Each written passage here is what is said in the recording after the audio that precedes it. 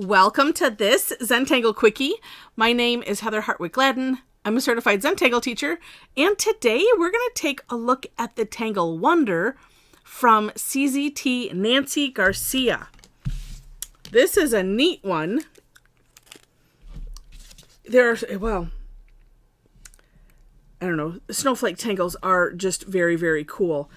But I like the, there's a couple things that make this, in my mind, unique and just lovely. All right, this one starts off, not an asterisk, one line shy of an asterisk.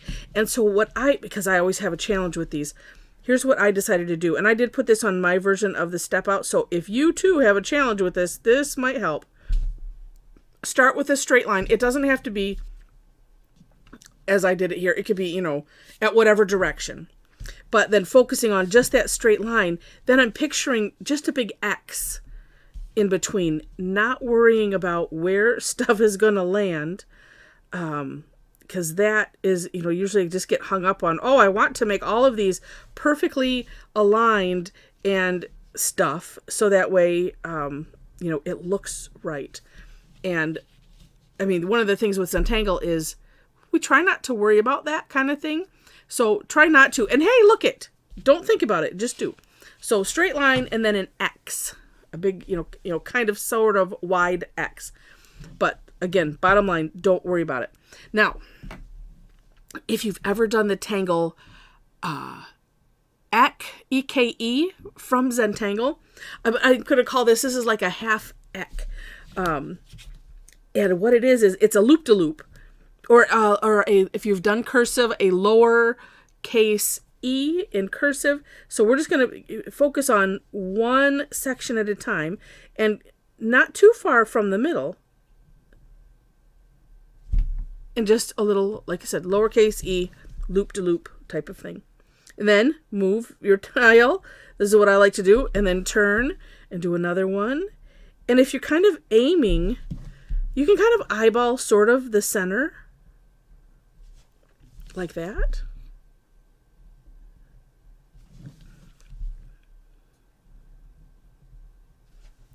Voila! And that's it. Okay. But wait, there's more fun. So we're going to do a double loop-de-loop up above. And so you, of course, decide, just like you decide how far you want it from the center. This one, you want a little bit of a gap, but that's up to you. This one, you could try to kind of, so looking at this, if I can try to put one here and one here, but at the, end of, bottom line is it doesn't matter. Okay, so let's go from here. Yeah, I didn't either. I just put them in there. Okay. The other thing too is, because we're going to put some things on these spokes, you don't necessarily want them too close unless you have your line, coming out at a distance. And then there's always a workaround. It doesn't matter. I love this too for the reason like that it is rather forgiving. However it ends up, it's all fine. Especially if we're focusing on one section, perfect Zentangle at a time. One stroke, one section, boom, and that's it. Next, on these spokes, and again, you decide, from where, but we're going to put two little straight lines. And of course, there's, 12 ways you can do these. I'm just kidding. One side and then the other side. When I try to do them like all in one stroke, I always seem to miss the line. I'm like, I need to stop doing that. That's just, that's so frustrating. It's like if I just try making a V. So I'm opting to do it this way. And of course, you get to play with, how long, the angle, the everything. And this is where I said, if your loops are too close, then you just have to, figure out how you're going to handle it. And you could carefully extend the line. That would be one way. Man, I was pretty good on this one. Oh, no, right there. There we go. There. I knew there had to be at least one, because it wouldn't be me if I didn't. But see, this is kind of short compared to the others. So using kind of the takeoff and land concept. So I usually will trace over a little bit. Extend. I don't want to extend too far because we're going to put a little orb on the end. And then I make these like ginormous. Yeah, it's good. And then that doesn't matter because look I can make them different sizes. Okay.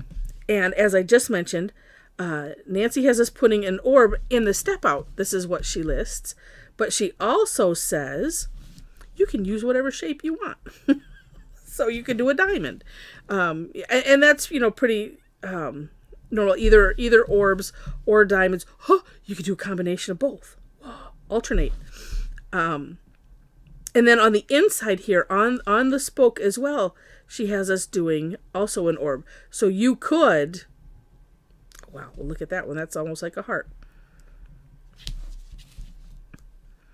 You could put one shape here and another shape there. Up to you. I kind of like the, having it be the same. That's just me. It's gorgeous. I just think it's so cool. So then, of course, you can have fun decorating it. And as I was playing, of course, I did that with this one here. I wanted to leave one just as it is because. But this one, I decided to put some shading around the inside. And, so I made this like a weird shaped donut. And that's what I thought about after I was doing it. And I don't know. I still think it's kind of cool. And then I, put some lines in those interior orbs because I just wanted to, disguise that line a little bit and see what it looked like. And then, filled in the outside orbs with a little shine element in there. So, like I said, just wanted to have some extra fun with it. And so I did. What a lovely tangle this is.